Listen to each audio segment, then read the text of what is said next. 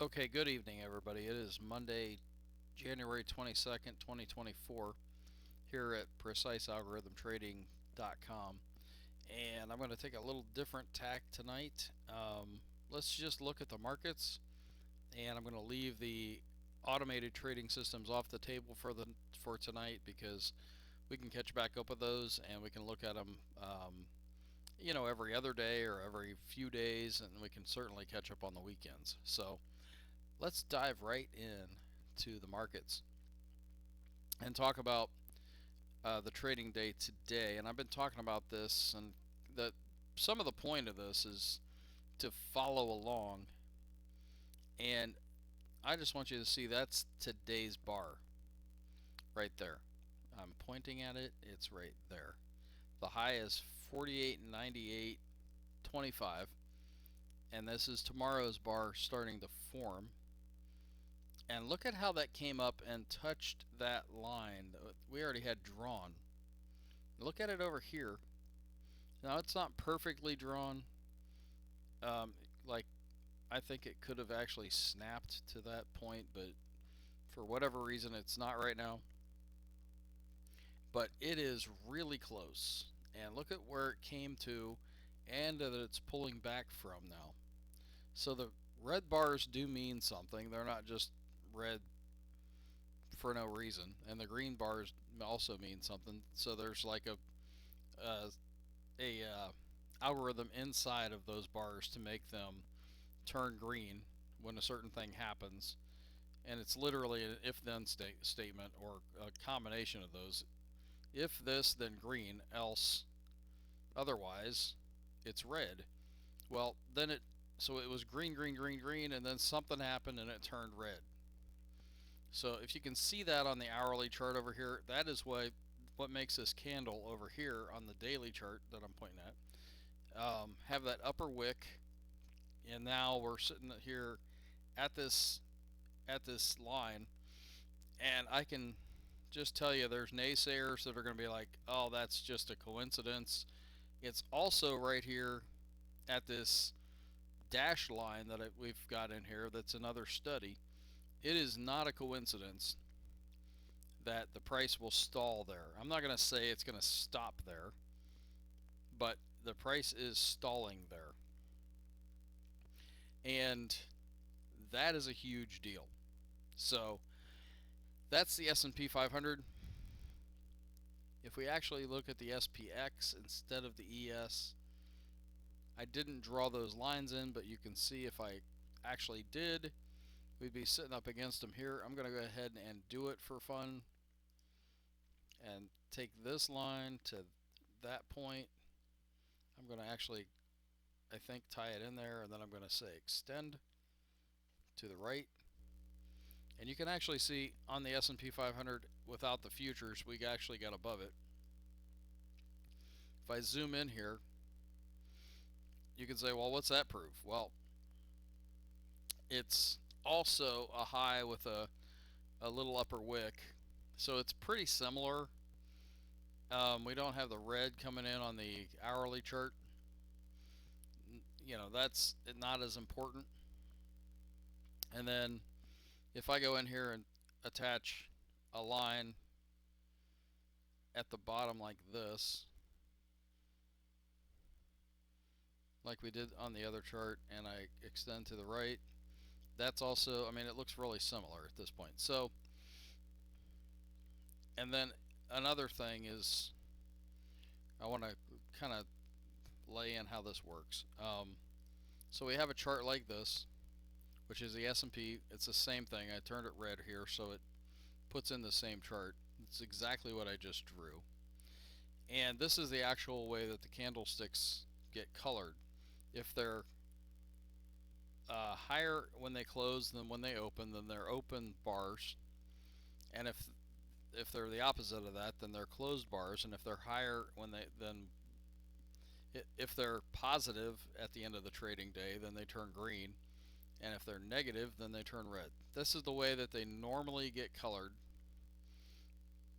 But we throw an extra algorithm on them for that if then statement that I'm talking about, which makes them, it doesn't really matter if they're open, if they're a bullish candle or a bearish candle on the open or the close, you actually throw together like multiple days so you can come up with trends, and that's what makes, like over here on the right hand side, except this is an hourly chart, that's why you get a trend of a bunch of bullish candles together. Now, you can see it the same way, just the way that the charts come in, except that you get some red candles in between. But you can tie together like the bottoms, and you can see that there's like a trend that's going on if you put all the bottoms together. And it doesn't get interrupted until about here. Literally, if I drew a line on the bottoms of all these, then it starts to pull back here. You can see that, I hope. So I was going to also show another example of that by just adding some structure to this. So we're going to go in here and put in a simple moving average. I'll type in simple and we'll pull up moving average. And I'll add that, and it comes in with a default value of simple moving average based on the closing price and a 9. And if I apply that, it does that. So we are higher today. We're above the 9. And check out what happens when you're above the 9. This is just the SPX, so it's just the S&P 500. And when you're above the 9 and it stays above the 9 and it generally kind of follows along with the 9 through here, and then it continues up there until it breaks. And then we're back and forth with the 9 right now. So is there anything magic to the 9? Well, not really, except that it looks pretty good with price. What can you do with that? Well, you can do a lot of things, but I mean, if you follow the 9, how about if the 9's going up, then you want to stay with the move? What about when the 9 goes sideways right here? Well, I don't know if that's up or sideways. You actually have to look at the closing values, and I'm not going to do that right now, but that literally could be still a little bit up, and it's still up all the way through this move. Now, you can go in, and we do this. It's the idea of these color moving averages that I've got drawn here, and I'm circling them, but literally have them with an algorithm that says, well, if it's up above yesterday or 3 days ago or whatever the case may be, then it's going to be green. Otherwise, it's going to be red. Well, that way I don't have to do math. My line will actually change color when, like, you can tell it certainly is moving down here. This would be red, and then when it comes back up it would be green again.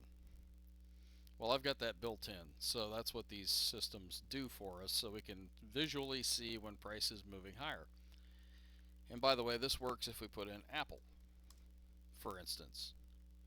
So, you're above that blue line in this case, light blue line, and price goes higher.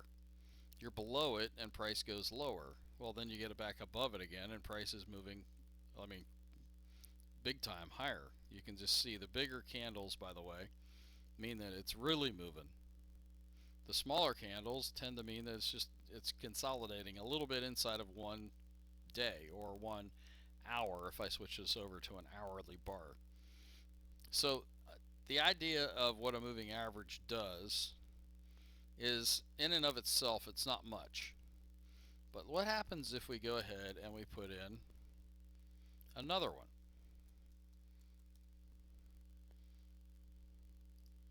And this one, I'm going to say, well, let's double it, 18.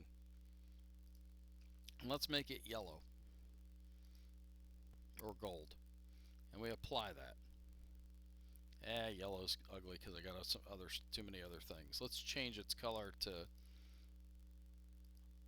pink.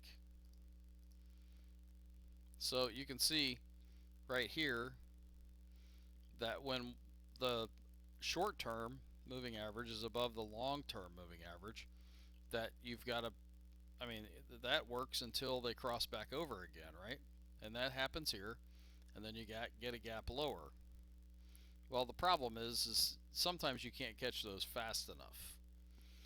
Well, and I'm not trying to focus in on any particular moving average here, but what we do and have done, I think everybody could get a hold of this. If I've got a 3-period moving average, and let's say I've got a 8-period moving average,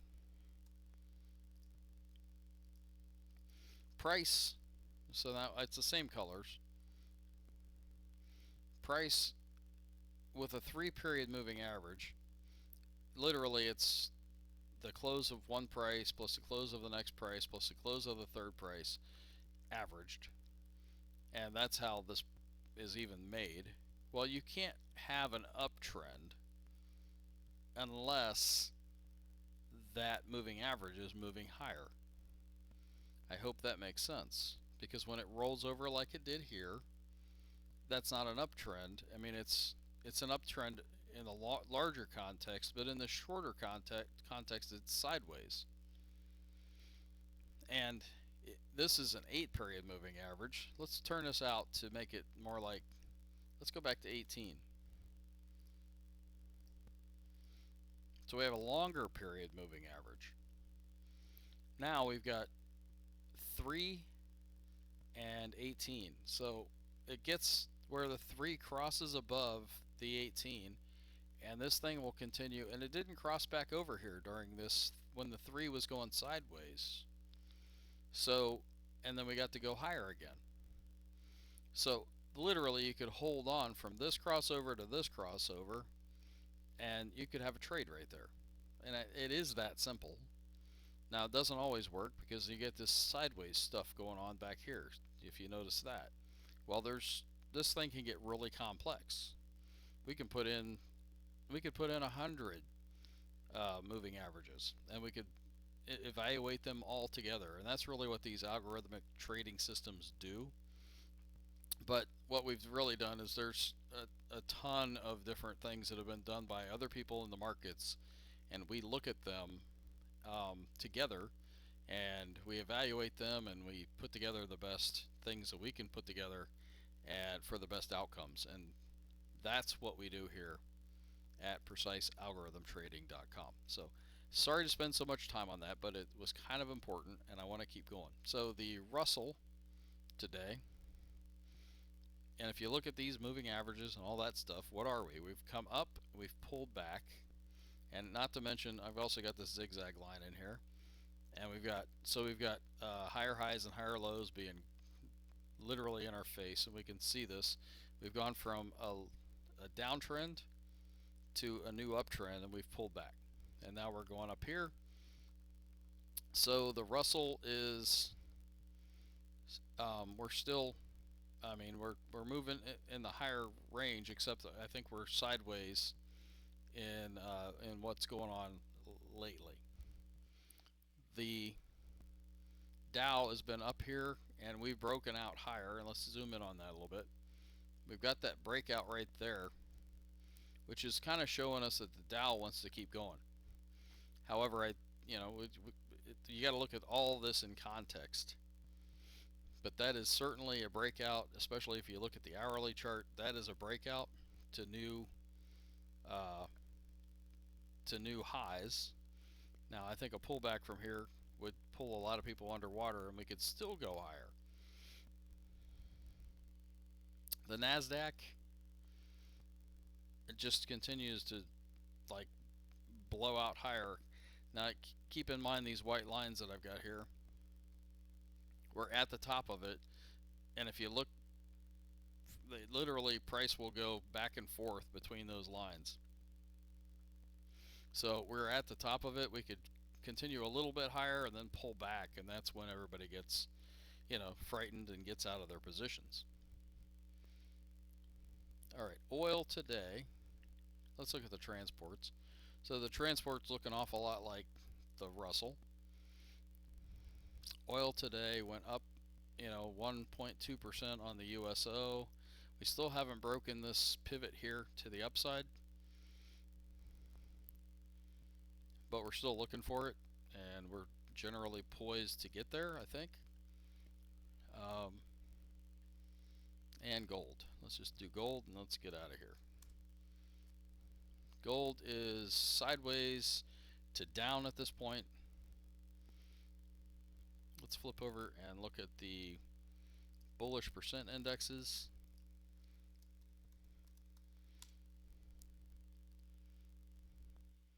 The industrials, they went up 4.35% today. The NYA up 1.22%. The transports didn't move. The SPX up 1.14%. Sorry, I missed the NASDAQ.